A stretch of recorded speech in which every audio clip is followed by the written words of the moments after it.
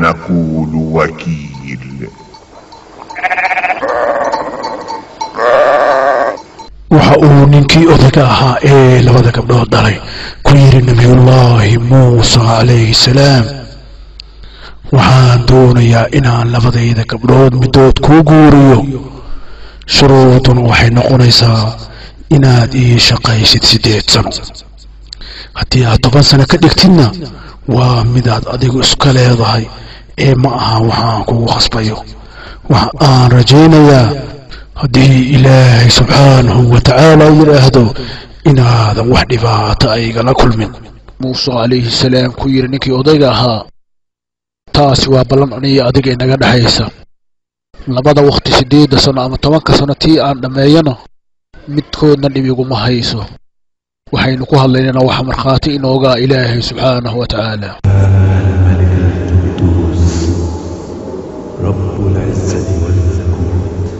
سبحان الملك القدوس رب العزة والملكوت. سبحان الملك القدوس رب العزة والملكوت. سبحان الملك. موسى waxa uu aaba weydiistay in uu soo booqdo reerkoodii Masar. waan ogahay waxa dhamaaday 10kii sano ee heshiisku ahaa. waa nin wanaagsan. sidee hooyo? markii uu 8 sano inala joogay ayuu aabaha ku yidhi deynkaagii waan guday, laakiin waxaan dhammaystirayaa 10 sano. laakiin hooyo, safuura, arigaanu qaar rabnaa si aan ugu noolaano. safuuroy, waxa uu aabaha u ballan qaaday ariga sanadkan dhashay oo dhan. waad mahadsantihiin adiga iyo aababa.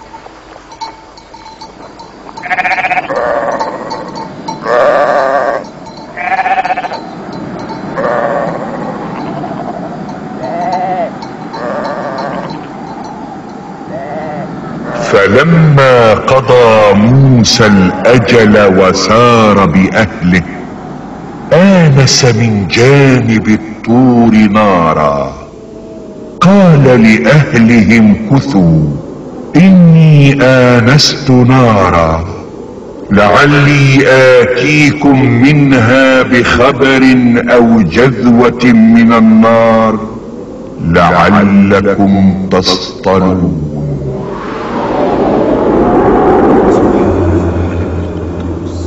markii ay muddadii 10 sano ahayd ee lagu ballamay ay u dhammaatay nabiyullaahi muusa calayhi salaam, ayuu wuxuu ka haysay reerkiisii wuxuuna la aaday dhinaca Masar.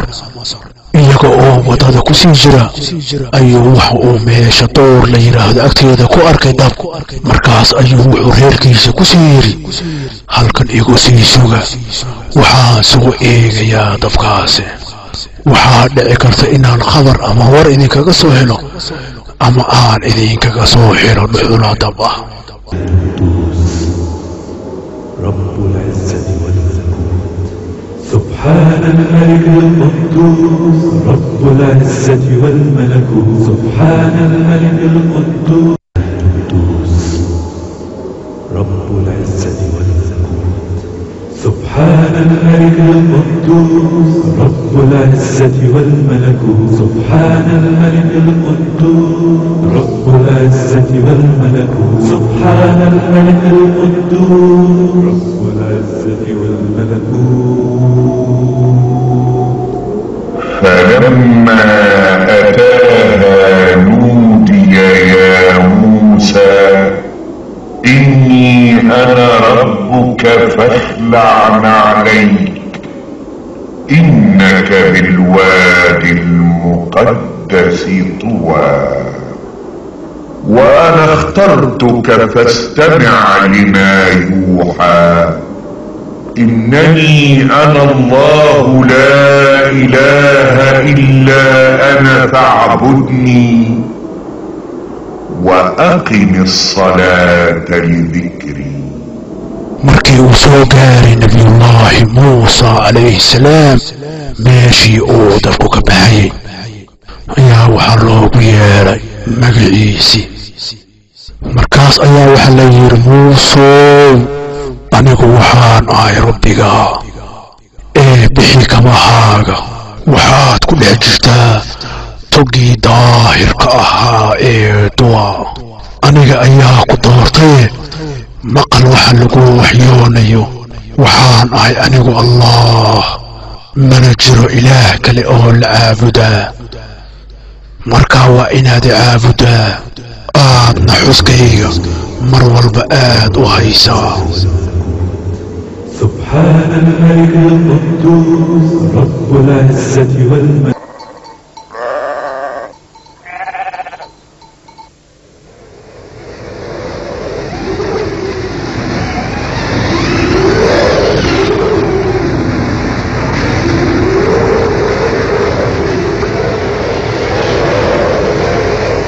وما تلك بيمينك يا موسى؟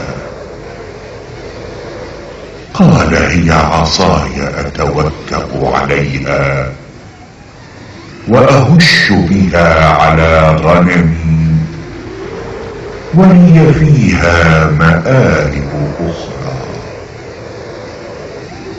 قال ألقها يا موسى. فألقاها فإذا هي حية تسعى. قال خذها ولا تخف سنعيدها سيرتها الأولى واضمم يدك إلى جناحك تخرج بيضاء من غير سوء آية أخرى لنريك من آياتنا الكبرى. waxaa ilaahay subxaanahu wa tacaala ku yidhi nebiyullaahi muusa calayhi salaam muusow maxaa ku jira gacantaada midig? waxa uu nebiyullaahi muusa calayhi salaam yidhi waa ushaydii waan cuskadaa arigaygana waxbaan ugu soo lulaa howlo kaleeto oo ay ii qabataana way jirtaa.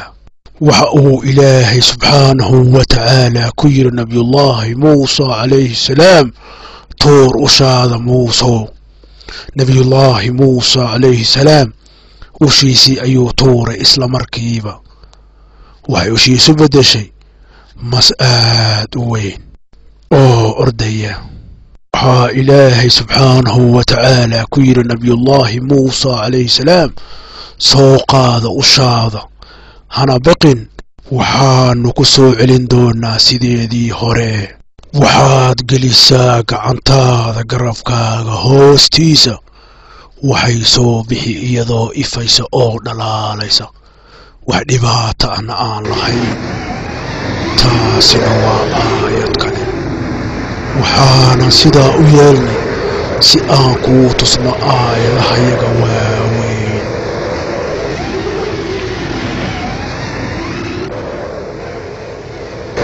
اذهب أنت وأخوك بآياتي ولا تنيا في ذكري.